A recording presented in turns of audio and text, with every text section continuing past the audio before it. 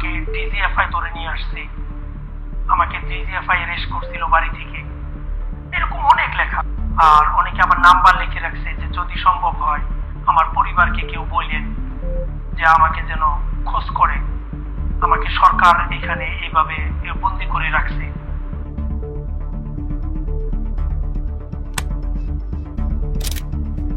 উত্তরে 14 তলা বিল্ডিং, দক্ষিণে ম্যাজবি, তার মাঝখানে হলো একটা মাঠ, মাঠের মাঝখানে। এর ঠিক পূর্ব পাশে হলো লগরিয়া হেডকোয়ার্টার, স্টেশন হেডকোয়ার্টার, এমপির অফিস।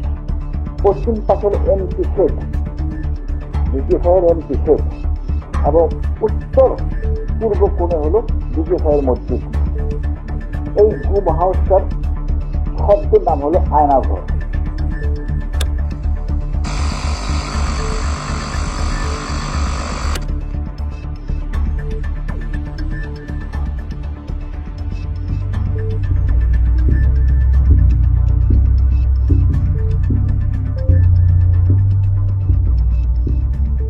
ঢাকায় ডিজিএফআই সদর দপ্তরের ঠিক পেছনে অদ্ভুত এক স্থাপনা। র্যাপিড অ্যাকশন ব্যাটালিয়নের ওপর মার্কিন নিষেধাজ্ঞা আরোপের কয়েকদিন আগেই এই স্থাপনাটি ত্রিপোলের ছাউনি দিয়ে ঢেকে ফেলা হয়। বাংলাদেশে বলপূর্বক অন্তর্ধান বা গুমের শিকার ব্যক্তিদের কোথায় আটক রাখা হয়? এই প্রশ্নের উত্তর খুঁজতে গিয়েই আমরা আয়নাঘর নামক এই গোপন কারাগারটির সন্ধান পাই। নেত্র নিউজের এই অনুসন্ধানটা শুরু হয় যখন মালয়েশিয়া প্রবাসী এক তরুণ আমাদের সাথে যোগাযোগ করেন। 2016 সালের মে মাসে গাজীপুরের কাপাসিয়া থেকে তাকে গুম করা হয়। এই খবরটা তখন স্থানীয় একটা পত্রিকাতেও প্রকাশিত হয় এবং তার ভাই থানায় একটা জিডিও করেন। বেশ কয়েক মাস পরে ভুয়া একটা মামলায় তাকে গ্রেফতার দেখিয়ে কারাগারে পাঠানো হয়। সেখান থেকে ছাড়া পেয়ে তিনি মালয়েশিয়ায় ফিরে যান। আমি শেখ মোহাম্মদ সেলিম, আমার গ্রামের বাড়ি গাজীপুর কাপাসিয়া 6 নং ওয়ার্ড। আমি মালয়েশিয়ান প্রবাসী। আমি 2008 সাল থেকে মালয়েশিয়াতে কর্মরত ছিলাম। 2015 সালের লাস্টে দিয়ে আমি দেশে যাই বিবাহ করার উদ্দেশ্যে। তো 2016 সালে 29শে মে আমি কাপাসিয়া ব্রাক ব্যাংকের পাশে বডি গ্যারেজে আমাদের গাড়ির বডির কাজ চলতেছিল। আমি এটা পর্যবেক্ষণ করতেছিলাম বিকাল আনুমানিক 4টা থেকে 5টা এরকম সময়। তো হঠাৎ করে 4-5 জন লোক একটা গাড়ি আসলো, 4-5 জন লোক গাড়ি থেকে নামলো। তো ওনাদের হাতে একটা মনিটর ছিল। তো ওনারা আমার থেকে মেবি 10 ফিট ডিস্টেন্স ছিল দূরত্ব।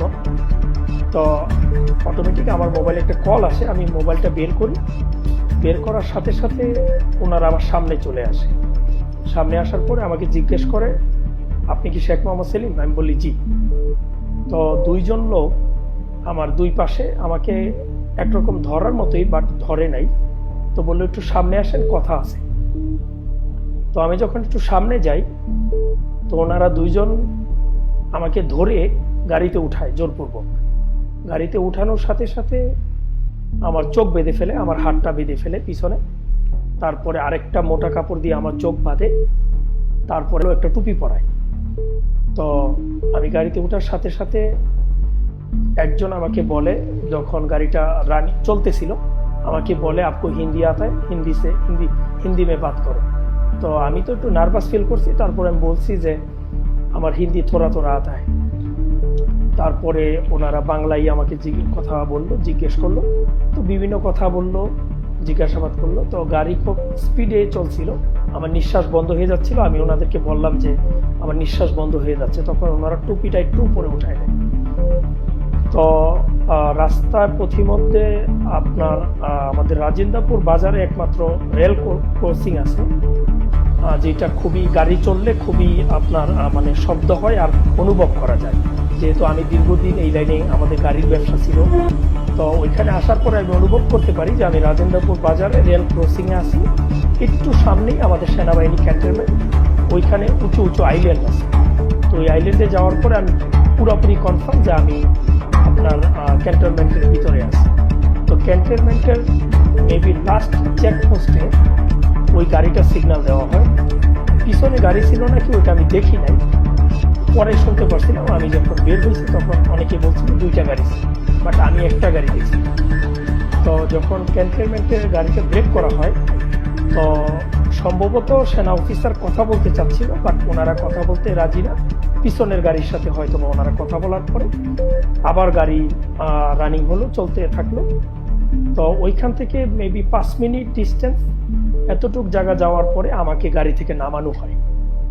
গাড়ি থেকে নামানোর পরে আরেকটা গাড়িতে উঠানো হয়। শেখ মোহাম্মদ সেলিমের জবানবন্দিটা খুবই গুরুত্বপূর্ণ, কারণ এই প্রথমবার গুম থেকে ফিরে আসা একজন সার্ভাইভার প্রকাশ্যে তার অভিজ্ঞতা নিয়ে কথা বলছেন। কারা তাকে ধরে নিয়ে গেল, ঠিক কোথায় রাখলো, এসব প্রশ্নের উত্তর তার জানা ছিল না, কিন্তু অনেক খুঁটিনাটি বিষয় তার মনে ছিল। কাপাসিয়া, রাজেন্দ্রপুর, গাজীপুর, ঢাকা, এই রাস্তাটা তার আগে থেকেই খুব পরিচিত ছিল, কারণ তিনি নিজে এক সময় এই রুটে বাস চালাতেন। কাজেই চোখ বাঁধা থাকলেও তিনি অনুমান করতে পারছিলেন গাড়িতে করে তাকে কোন দিকে নিয়ে যাওয়া হচ্ছে। আমার ক্যালকুলেশন অনুযায়ী, আমার ধারণা অনুযায়ী আমাকে হোটেল রেসিডেন্স আর নৌবাহিনীর ক্যাম্প, কর্মীতলা হসপিটাল, এই এরিয়ার মধ্যে আমাকে নিয়ে আসছে। আমাকে মেন রুট থেকে সম্ভবত, মানে আমার ওই গাড়িটা যখন ঘুরানো হয় তখন আমি ফিল করতে পারছি ডানে হতো বা বামে যে কোনো একটা জায়গায় ঢুকিয়ে দিল গাড়িটা। তো আমার মনে হয়েছিল যে নৌবাহিনীর ক্যাম্প প্লাস কর্মীতলা হসপিটাল, যে কোনো আশেপাশে। যখন আপনার মেন রুট থেকে ঢুকানো হয়, ওইখানে আমি 2টা আইল্যান্ড ফিল করতে পারি, প্লাস একটা চেকপোস্টও ছিল যেখানে ওনারা গ্লাসে একটু নামিয়ে কথা বলে। তো গাড়িটা খুবই স্লোলি চলছিল, মোটামুটি আপনার 10-15 মিনিট গাড়িটা চলার পরে, আরও কম সময়, বাট আমি একজ্যাক্টলি ইয়েটা বলতে পারবো না। তো গাড়িটা যে কোনো এক জায়গায় ব্রেক করার পরে আমাকে গাড়ি থেকে নামানো হয়। নামানোর পরে আপনার কেচি গেট বলে আমাদের বাংলাদেশে কলিপসেবল গেট যেটাকে বলে আর কি, আপনার ওই গেটটা খোলা হয়। তো আমি শব্দ ফিল করতে পারি, যেহেতু আমি দীর্ঘদিন ওয়েল্ডিংয়ের সাইটে জব করেছি মালয়েশিয়াতে। তো ওই দরজাটা খোলা হয়, খোলার পরে সিঁড়ির মতো জায়গা দিয়ে আমাকে একটু নামানো হয়। নামানোর পরে অনেক জায়গা আমাকে ঘুরানো হয়। তো এক জায়গায় নিয়ে আমাকে বসানো হয়। কিছুক্ষণ বসিয়ে রাখার পরে আপনার আমার নাম জিজ্ঞেস করা হয়, আমার প্রেশার মাপা হয়। আমার প্রেশার মাপে আমি তো আর দেখি নাই, বাট ওনারা এখানে আপনার মেডিকেল ইকুইপমেন্ট লাগিয়ে ওনারা চেক করে। সেলিমকে যেখানে নিয়ে যাওয়া হয় সেই জায়গাটার ব্যাপারে বেশ কিছু সূত্র তার এই সাক্ষাৎকারে আছে। রাফ একটা লোকেশন, কলাপসিবল গেট, প্রেশার মাপার বিষয়টা, তাকে সেখানে এনার্জি প্লাস বিস্কুট খেতে দেওয়া হয়েছে, মাম পানির বোতল দেওয়া হয়েছে, যে সেলগুলোতে তাকে রাখা হয়েছে সেগুলোর বর্ণনা, ওইখানে বিকট শব্দে এক্সস্ট ফ্যান চলতো, সাউন্ড বাজানো হতো ইত্যাদি। এক জায়গায় তিনি বলেছেন তিনি ভোরের দিকে একটা বিমানের ওঠানামার কম্পন টের পেতেন, যা থেকে বোঝা যায় যে ওই গোপন বন্দিশালার আশেপাশে একটা এয়ারপোর্ট বা এয়ারফিল্ড ছিল। সবচেয়ে বড় সূত্রটা হলো তাকে যে সেলে রাখা হয়েছিল সেখানেই অন্য বন্দিরা ওয়ালের মধ্যে খোদাই করে ডিজিএফআই এর কথা লিখে রেখেছিলেন। আর ওই রুমের ভিতরে আপনার অনেক লেখা ওয়ালের মধ্যে খোদাই করে লিখছে। আমার মনে হচ্ছে যে এখানে কত লোককে যে রাখা হয়েছে এটা অনুভব করার, এক একজনের লেখার হাতের স্টাইল এক একজন। আমাকে ডিজিএফআই ধরে নিয়ে আসছে, আমাকে ডিজিএফআই অ্যারেস্ট করছিল বাড়ি থেকে, এরকম অনেক লেখা। আর অনেকে আবার নাম্বার লিখে রাখছে যে যদি সম্ভব হয় আমার পরিবারকে কেউ বললেন যে আমাকে যেন খোঁজ করেন, আমাকে সরকার এখানে এইভাবে বন্দি করে রাখছে। সেলিমের ইন্টারভিউ থেকে নেওয়া সূত্রগুলো ধরে আমরা র্যাব, পুলিশ এবং ডিজিএফআই এর বেশ কয়েকজন অফিসারের সাথে কথা বলি। তাদের মধ্যে কয়েকজন আমাদের বর্ণনা শুনে এই স্থাপনাটি চিনতে পারেন এবং তারা আমাদেরকে বলেন এই গোপন কারাগারটির নাম হলো আয়নাঘর। এই কারাগারটিতে প্রায় 30টির মতো সেল আছে এবং বেশ কয়েকটি সাউন্ড প্রুফ ইন্টারোগেশন রুম আছে, যেখানে বন্দীদের নির্যাতন করা হয়। এখানে আটক ছিলেন বা এখনো আটক আছেন এমন কয়েকজন বন্দীদের বিষয়ে আমরা জানতে পেরেছি। এদের মধ্যে একজন হলেন লেফটেন্যান্ট কর্নেল হাসিনুর রহমান। আমার নাম লেফটেন্যান্ট কর্নেল মোহাম্মদ হাসিনুর রহমান, বীর প্রতীক। সেনাবাহিনীতে 28 বছর চাকরি করেছিলাম, তারপর বরখাস্ত। সাবেক সেনা কর্মকর্তা হাসিনুর রহমান এখন পর্যন্ত 2 বার গুম হয়েছেন। প্রথমবার গুম থেকে ফিরে আসার পর 2018 সালের অগস্ট মাসে তিনি দ্বিতীয়বার গুম হন। মিরপুর টিওএইচএস থেকে তাকে অপহরণ করা হয়। 1 বছর 6 মাস 14 দিন আয়নাঘরে বন্দী ছিলেন হাসিনুর।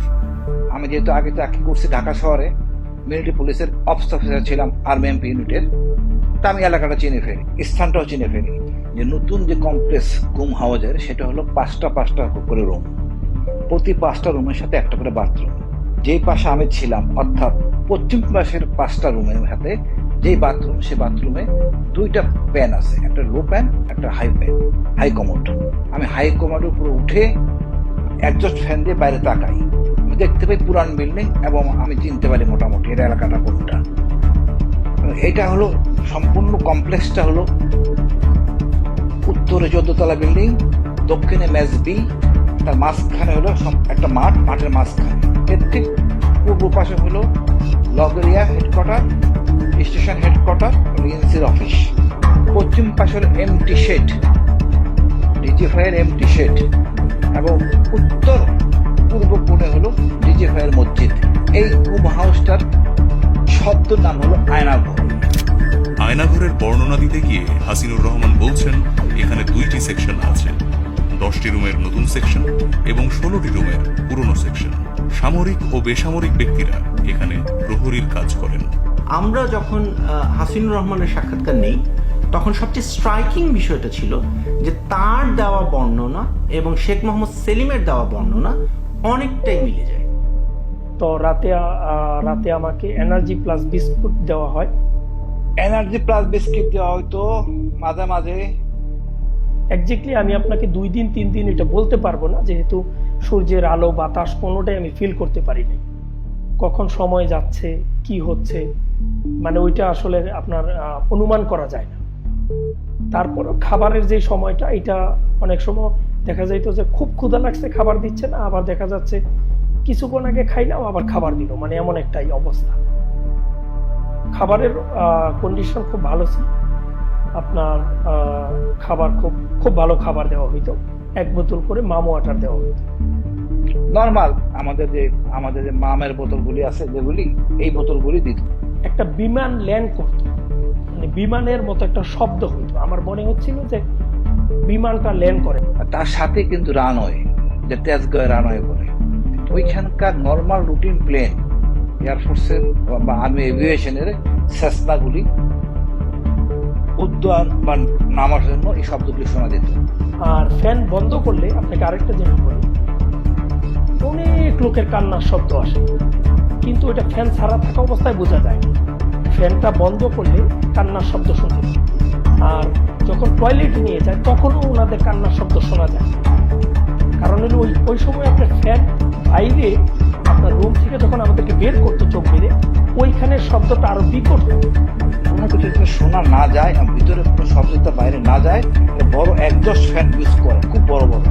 যেমন ওই প্রতি 5টা রুমের সাথেই 2টা একজস্ট ফ্যান, অর্থাৎ ওই 10টা রুমের সাথে 4টা একজস্ট ফ্যান, যাতে কোনো শব্দ ভিতর থেকে বাইরে না যায়, বাইরের শব্দ ভিতর থেকে ভিতরে না আসে। ওই রুমটা আপনার খুব ভিতরের জায়গাটা সম্ভবত 10 ফিট স্কোয়ার হবে, খুব উঁচা। আর রুমে আপনার কোনো জানালা নাই, একটাই দরজা, আপনার একটা গ্রিলের দরজা আর একটা কাঠের দরজা। একটা এক্সজস্ট ফ্যান আছে উপরে, আর উপরে একটা মাত্র লাইট ছিল একেবারে উপরে ছাদের মধ্যে। 16 রুমের কমপ্লেক্সটা খুব পুরনো আমলের, অনেক পুরো। আমি 90 সালে ছিলাম আর্মি এমপিতে অফিস অফিসার হিসেবে, তখন আমি এটা এরকমই দেখি। এটা উচ্চতা 18 ফিট, দেওয়ালগুলি মসৃণ, প্রত্যেকটা রুমের সাথে একটা করে লাইট আছে এবং একজস্ট ফ্যান আছে একটা করে। এর পার্থক্য হলো নতুন রুমের সাথে এটার বড় বড় মোটা মোটা শিক, যেটা নতুন রুম করা হয়েছে তার শিকটি একটু তুলনামূলকভাবে চিকুন, লোহার দরজা, তারপরে হলো আপনার বড় কাঠের দরজা। কাঠের দরজা মাঝখান দিয়ে আছে আপনার ছিদ্র যাদের দেখা যায় ভিতরে কে কি করে বা কি করতেছে ইত্যাদি। বাংলাদেশের সামরিক বাহিনীর সাথে সম্পৃক্ত একজন কর্মকর্তার মাধ্যমে আয়নাঘরের কিছু ছবি আমরা সংগ্রহ করেছি। আমাদের সংবাদ সূত্রের গোপনীয়তা ও নিরাপত্তার জন্য এই ছবিগুলো কখন কিভাবে তোলা হয়েছে তা আমরা প্রকাশ করছি না। আয়নাঘরের বন্দীদের এই রুমগুলোতেই রাখা হয়। নর্থ সাউথ বিশ্ববিদ্যালয়ের শিক্ষক মুবাশশির হাসান সিজার গত 7 নভেম্বর ক্লাস শেষে বসুন্ধরার ক্যাম্পাস থেকে বেরিয়ে আগারগাঁওয়ের আইটিবি ভবনে যান তিনি। সেখান থেকে বের হবার পর নিখোঁজ হন মুবাশশির। সামরিক সূত্রের মাধ্যমে আয়নাঘরের বন্দীদের যে তালিকা আমরা পেয়েছি, সেখানে নর্থ সাউথ বিশ্ববিদ্যালয়ের শিক্ষক মুবাশশির হাসানের নাম আছে। তিনি গুম হওয়ার কিছুদিন পর ভারতের দ্য ওয়ার একটি আর্টিকেল প্রকাশ করেছিল, যেখানে বলা হয়েছিল যে ডিজিএফআই তাকে ধরে নিয়ে গেছে। এছাড়াও সাবেক অ্যাম্বাসেডর মারুফ জামান এবং ব্যবসায়ী অনিরুদ্ধ রায়কেও এখানে বন্দী করে রাখা হয়েছিল। আয়নাঘরের বর্তমান বন্দীদের মধ্যে আছেন জামায়াত নেতা মীর কাসেম আলীর ছেলে মীর আহমেদ বিন কাসেম এবং গোলাম আজমের ছেলে আব্দুল্লাহ রহমান আজমি। এই দুজনকে নিজের চোখে আয়নাঘরে দেখেছেন এমন কর্মকর্তাদের সাথে আমাদের কথা হয়েছে। Soon after the Holy militant incident, 3 men were picked up in a short period of time in August 2016. The first one was the son of Salahuddin Kaider Chowdhury. Then there was the son of Amir Qasim Ali. Both of those men had been convicted, or about to be convicted in the International Crimes Tribunal. And the third one was Brigadier General Azmi, who was a son of Ghulam Azam, who'd also been convicted in the International Crimes Tribunal but hadn't been executed. And in all 3 incidents, there was clear eyewitness testimony to clearly substantiate that they were picked up by law enforcement agencies. And immediately after each of them were picked up, the state agencies refused to acknowledge that they had done that. Effectively, they were secretly detained from the point at which they were detained. They hadn't been formally arrested, they weren't brought before the court. A few months after the 3 men were picked up and their whereabouts remained unknown and they're assumed to have been secretly detained, I managed to speak to a close associate of the Prime Minister, an individual who was in a position to have conversations with the Prime Minister and know about some of these kinds of secret dealings that took place. And he confirmed to me that these 3 men had been picked up by DGFI, a military intelligence agency, and were in secret detention, although he was unclear of exactly the whereabouts of these men right now. But he understood that at some point in time, they had been taken to the military interrogation unit, or he wasn't entirely sure of the exact name, but that's what he said. And they were definitely picked up at the behest of DGFI, having persuaded Sheikh Hasina what he called a cock and bull story, a concocted story, that somehow that these men were involved in militant activities and that they needed to be taken out effectively. সাধারণত এই 10 রুমের জন্য 2 জন লোক duty করে আর 16 রুমের জন্য 2 জন duty করে। এই ডিউটির কাজ হলো 3 বেলা রুটিন ওয়াইজ বাথরুমে নেওয়া হয়। সকালে সাধারণত ডিউটি শুরু হয়, সকালে ডিউটিটা 4টা থেকে শুরু হয়, 8টা পর্যন্ত 4 ঘন্টা করে ডিউটি করে প্রহরী গুলি। একদিন সকালে যেহেতু আমি মোটামুটি 10 জনের মধ্যে মোটামুটি একটু সম্মানী লোক, আমাকে ওই বাথরুমে নেবে, তা আমাকে নেওয়ার জন্য নিয়ে গেলেই ইতিমধ্যে বাথরুমের ভিতরে ছিল আরেকজন। তার দরজাটা খোলা হয়, আমি তখন দাঁড়ায় আছি, দাঁড়ায় দেখতেছি দরজাটা খোলা হচ্ছে এবং ব্রিগেডিয়ার আজমিকে আমি দেখে ফেলি হাই কমান্ডের ওখানে। তখনও তার চোখ বাঁধা হয় নাই, মুখটা খোলা। তখন আমাকে সরে নেওয়া হয়, তা আমার বুঝতে আর বাকি থাকে না এখানে ব্রিগেডিয়ার আজমি থাকে। পরবর্তীতে আমি ওখানকার একটা ছেলের সাহায্য নিয়ে সমুদয় ব্যাপারটা বিস্তারিত জানি যে ব্রিগেডিয়ার আজমি ওখানে আছেন। আয়নাঘরে বন্দী ছিলেন এমন আরো 2 জনকে আমরা শনাক্ত করতে পেরেছি। এদের মধ্যে একজন হলেন বাড্ডা লিটন, যার সাথে সেলিমকে একই ঘরে রাখা হয়েছিল। দ্বিতীয় জন হলেন ইংলিশ মিডিয়াম স্কুলের একজন টিচার, যিনি সেলিমের পাশের ঘরে ছিলেন। তৃতীয় আরেকজন হলেন বংশালের যুবদল নেতা সোহেল, যার সাথে সেলিমের কথা হয়েছিল, কিন্তু তাকে আমরা পুরোপুরি শনাক্ত করতে পারি। ওই দিনটা খুব মারধর করার পরে আমাকে আর ওই রুমে নিয়ে যাওয়া হয়, আমাকে আপনার আরেকটা রুমে নিয়ে যায়, অনেক দূর হাঁটাই হয়ে যায়। অনেক দূর হাঁটানোর পর একটা রুমে নিয়ে যায় যেখানে প্রচণ্ড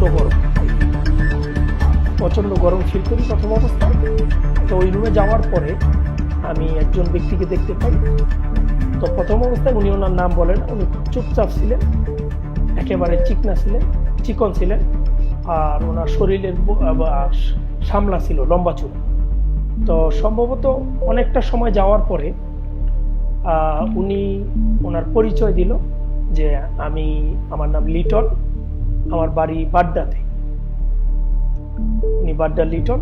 উনি সম্ভবত 2017 সালে বা 16 সালে বাংলাদেশ থেকে সরকারিভাবে অলিম্পিকে মার্শাল আর্টে আপনার অলিম্পিকে যোগ দেওয়ার জন্য যাওয়ার কথা ছিল। ওই আপনার ওইটাকে মার্শাল আর্ট বলছিল না এক্স্যাক্টলি, মানে ক্যারাতি বলছিল আর কি, তো আমি বুঝি নাই। তখন উনি মার্শাল আর্ট বললো আমাকে, ক্যারাতি সম্ভবত। বাড্ডা লিটন সম্পর্কে সেলিম যে বর্ণনা দিয়েছেন সেটার উপর ভিত্তি করে আমরা বিভিন্ন ডেটাবেজে এই বর্ণনার সাথে মিলিয়ে অনুসন্ধান শুরু করি। আমাদের অনুসন্ধানে শেখ মোহাম্মদ আবু সালে নামক একজনের সন্ধান পাই, যিনি ঢাকার একটা কারাতে স্কুলে প্রশিক্ষক ছিলেন। 2016 সালের নভেম্বরে র্যাব তাকে গ্রেফতার দেখায়। সে সময় অভিযোগ আনা হয় যে এই আবু সালে ওরফে লিটন ওরফে হুরাইরা একজন জিহাদি সন্ত্রাসী এবং তিনি আইসিসের কারাতে প্রশিক্ষক হিসাবে কাজ করতেন। আমরা তার ছবি সেলিমকে দেখাই এবং তিনি আমাদেরকে নিশ্চিত করেন যে এই শেখ মোহাম্মদ আবু সালে সেই বাড্ডা লিটন যার সাথে তার আয়না ঘরে দেখা হয়েছে। এখানে ঘটনার টাইমলাইনটা খুবই ইন্টারেস্টিং। জুন মাসের দিকে যে লোক ডিজিএফআই এর হেফাজতে ছিল, নভেম্বর মাসে তাকে র্যাবের হাতে গ্রেফতার দেখানো হয়েছে এবং সেটাকে আবার সন্ত্রাসবাদ বিরোধী অভিযানের একটা সাফল্য হিসাবে প্রচার করা হয়েছে। তো ওই বাড্ডা লিটনের সাথে মোটামুটি একটু সময় যাওয়ার পরে উনি আমার বিষয়ে জিজ্ঞাসাবাদ করলেন। আমি বললাম, তো উনিও ওনার পরিবারের কথা বললো যে ওনার 2টা বাচ্চা আছে। উনিও মাঝে মাঝে খুব কান্নাকাটি করতো। তো আমি রাত্রে একদিন স্বপ্নে দেখলাম যে আমাকে পুলিশ তাড়া করছে, আমি আমার বাড়ির পিছন দিয়ে ওয়াল টপ দিয়ে বের হয়ে গেছি। তো আমি এটা ওনাকে বলি। উনি আবার ওই যে আমার বাম পাশে যে ব্যক্তি ছিল ওনার সাথে ফ্যান বন্ধ করার অবস্থায় কথা বললো। ওনার সাথে বলল যে সেলিম একটা স্বপ্ন দেখলো, তো উনি বলল যে এটা তো খুব ভালো সংবাদ, উনি খুব দ্রুতই মনে হয় মুক্তি পাবে। তো তখন উনি বলল যে টয়লেটের মধ্যে সব টয়লেটে, উনি বলছে যে ওনাকে যেই টয়লেটে নিয়ে গেছে ওইখানে উনি ওনার আম্মার নাম্বারটা লিখে রাখছে। তো নাম্বারটা আমার এখনো মনে আছে। আমি কি নাম্বারটা বলবো আপনাকে? 017-140। ওই লিটন আর ওই ব্যক্তি কথা বলতো, আপনার নির্দিষ্ট একটা সময় আপনার ফ্যানটা একেবারেই বন্ধ করে দেওয়া হয়, একেবারেই নিঝুম হয়ে যায়, মনে হচ্ছিল যে আপনি পৃথিবী থেকে আলাদা কোনো জায়গায় আছেন, কোনো শব্দ নেই, একেবারেই নিঝুম হয়ে যায়। এটা নির্দিষ্ট মেবি আপনার 30 মিনিট 40 মিনিটের জন্য এই সময় কথা বলতো। তারা ওয়ালের মধ্যে আঘাত করতো, আঘাত করার পরে ওই পাশ থেকে কথা বলতো। ওনারা দরজার সামনে দাঁড়িয়ে, লিটন দরজার এখানে দাঁড়িয়ে ওনার সাথে কথা বলতো। মানে আমি যখন ওই স্বপ্নের ব্যাখ্যা বললাম তো উনি বলছে যে হয়তো উনি খুব দ্রুত ছাড়া পাবে। তো আমার নাম্বারটা টয়লেটে লেখা আছে, সব টয়লেটে। উনি বলছে যে সব টয়লেটে ওনার নাম্বার উনি লিখে রাখছে। তো আমি অনেক টয়লেটে ওনার নাম্বার দেখছি। তো উনি তখন বলল যে ওনার মা যেন সরকারের উচ্চ পর্যায়ের কর্মকর্তাদের সাথে যোগাযোগ করে, ওনাকে কাফরুলের আশেপাশে কোথাও রাখা হয়েছে। উনি ওই লিটন আমাকে বলছে যে উনি ইংলিশ মিডিয়াম স্কুলের একজন টিচার ছিলেন। এতটুকু মালয়েশিয়াতে আসার পরে আমি ওই নাম্বারে কল দিই, একজন বুড়া মহিলার সাথে আমার কথা হয়। উনি খুব কান্নাকাটি করে এবং আমাকে রিকোয়েস্ট করে আমি যেন ফোন না দিই। বললো যে আপনি তো ফোন দিচ্ছেন, আপনি তো বিপদে পড়ে যাবেন। তো আমি বললাম যে কেন? বলছে যে আমাদের বাসার নাম্বার সব নাকি, ওনার বাসার নাম্বার নাকি সব গভর্নমেন্টের আওতায় ট্যাকিং করা নাকি। উনি এটা বললো আমাকে।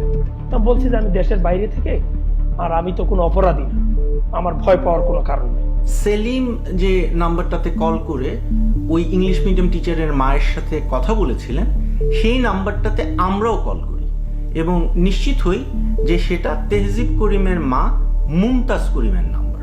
2016 সালের মে মাসে ঢাকা বিমানবন্দর থেকে তেহজিব করিম নিখোঁজ হন। 3 বছর পর 2019 সালের মে মাসে তাকে গ্রেফতার দেখিয়ে আদালতে হাজির করা হয় এবং অভিযোগ আনা হয় যে তিনি জিহাদি সন্ত্রাসবাদের সাথে জড়িত ছিলেন। আমরা ধরে নিচ্ছি যে এই এতগুলো দিন তিনি রাষ্ট্রীয় হেফাজতে গুম ছিলেন। এখানে একটা প্যাটার্ন লক্ষণীয়, একজন মানুষকে তুলে নিয়ে গিয়ে গুম করে রাখা হচ্ছে এবং কয়েক মাস বা কয়েক বছর পরে তাকে আদালতে হাজির করে বলা হচ্ছে যে তিনি জিহাদি সন্ত্রাসবাদে জড়িত। শেখ মোহাম্মদ সেলিমের ক্ষেত্রেও এটা ঘটেছে। 2016 সালের আগস্ট মাসে তাকে আদালতে হাজির করা হয় এবং বলা হয় যে তিনি একটা নিষিদ্ধ ঘোষিত সংগঠনের সদস্য, যেটা স্পষ্টতই একটা বানোয়াট অভিযোগ। কিন্তু তাকে কেন প্রথমত গুম করা হলো সেই রহস্যটাও আমরা সমাধান করতে পেরেছি। তো সম্ভবত একেবারে সকালবেলা ফজরের সময় মনে হয় ওনারা আমাকে ওইখান থেকে চোখ বেঁধে জিজ্ঞাসাবাদের জন্য নিয়ে যাওয়া হয়। তো ওইখানে আমাকে একজন মহিলা জিজ্ঞাসাবাদ করে, উনি আমাকে জিজ্ঞাসাবাদ করলো আমার নাম, আমার টোটাল পরিচয়, আমি কি করি। সম্ভবত ISIL বা ISL পাকিস্তানের একটা গোয়েন্দা সংস্থার কথা আমাকে জিজ্ঞেস করলো। তো বললো যে পাকিস্তানের ISL ওইটার সদস্য নাকি আমি বলছি যে আমি এটার নাম শুনি নাই কোনোদিন। তো পরে ওনারা আমার বয়সটা নিয়ে মানে আমার নাম জিজ্ঞেস করলো, আমি বললাম শেখ মোহাম্মদ সেলিম। তো আমার পিতার নাম, তো ওইটা অনেকবার আমাকে জিজ্ঞেস করলো। তো পরে ওনারা মানতে চাচ্ছিল না যে আমার জন্ম তারিখ 1/1/1990। তো ওনারা আমাকে ওই সময় মাস শুরু করে, আপনার মানে কোন দিক থেকে বাড়ি দেয় আমি অনুভব করতে পারিনি, বাট ডানে বামে মানে আমি এদিকে কাইতে হলে ওইদিকে বাড়ি দেয়, পায়ে বাড়ি দেয়, ডান পাশে বাম পাশে, খুব জোরে জোরে মারে। তো আমিও খুব কান্নাকাটি করি, সব বিষয়ে জিজ্ঞাসাবাদ করে। তো আমার একটু চুপ করে রইলো ওনারা। ওই মহিলা হঠাৎ করে জিজ্ঞেস করলো, শেখ মোহাম্মদ সেলিম? আমি বললাম জি। বলল যে আপনি কখনো পঞ্চগড় গেছেন? আমি বললাম যে না। তারপরে জিজ্ঞেস করলো যে আমাকে সম্ভবত আপনার গোপালগঞ্জের যে কোনো একটা এরিয়ার নাম বলুন, যে আপনি গোপালগঞ্জ সম্ভবত কি জানি কোতোয়ালিপাড়া হয়তো এরকমই একটা নাম হইতে পারে, যে ওইখানে আমি নাকি বোমা পুঁতে রাখছিলাম শেখ হাসিনাকে হত্যা করার জন্য।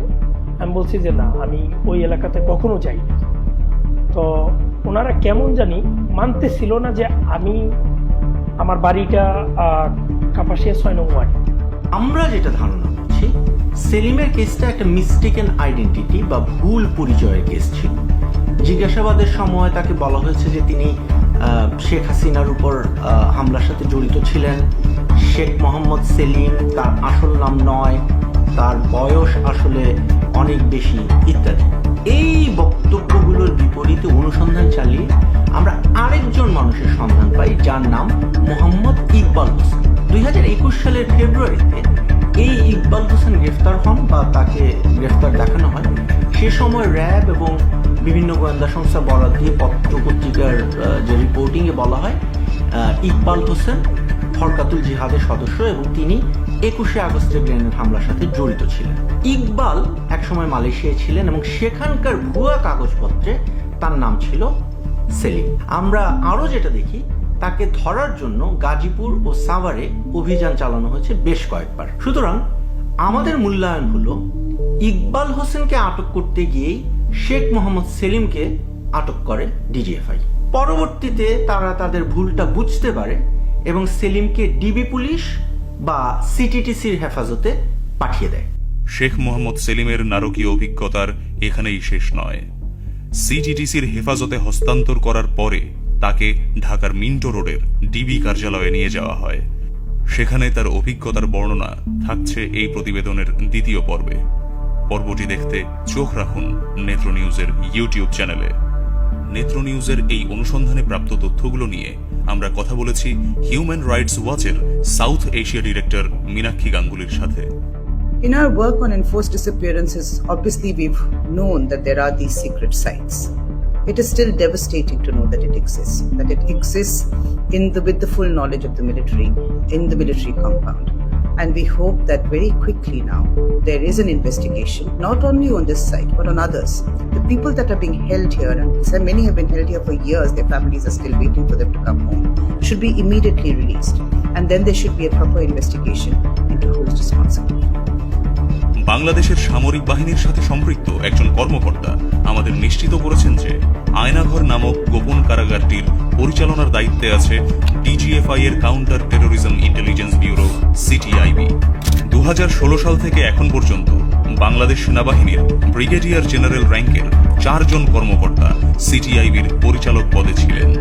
এই সময়কালে ডিজিএফআই এর মহাপরিচালক পদে দায়িত্বে ছিলেন মেজর জেনারেল র্যাঙ্কের 4 জন কর্মকর্তা। নেত্র নিউজের পক্ষ থেকে এই অনুসন্ধানের বিষয়ে ডিজিএফআই এর বক্তব্য চেয়ে সংস্থাটির মুখপাত্রের সাথে যোগাযোগ করা হলেও তিনি কোনো বক্তব্য দেননি। ভাই ভালো আছেন? ভাই আপনার কাছে তো আসলে কোনো কিছু দাবি করি না, শুধু একটাই চাওয়া, একটাই দাবি যে আমাদের এই নিউজটা যেন